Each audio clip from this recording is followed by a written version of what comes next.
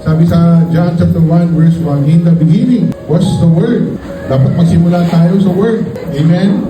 Pagising mo sa umaga, magsimula ka ng Word of God. Kasi pag nagsimula ka ng mali, magiging mali din hanggang hapon, tuloy-tuloy na yan. Parang botones, pag sisimula ka ng mali, matatapos mali rin sa ibabaw. Nagising ka ba sa umaga na parang ang pangit? Ibig na unahin mo, mag-cellphone, hanap ka ng promises, Lord, sa Word of God. Amen? You read the Word of God, begin with the Word of God. Maraming establishment, business, nag-begin with the Word of God.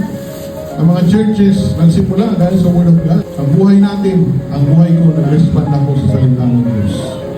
Iniwan ko yung mga bagay-bagay sa mundo ito. Pinanghawakan ko yung mga pangako. Katulad ng kinanta natin kanina, panghawakan ko mga pangako. Pangako ng Diyos, hindi pangako ng tao. At ang sino man, itayo niya ang buhay niya sa salita ng Diyos, hindi siya mabibigo. Hindi ka bibiguin ng Diyos.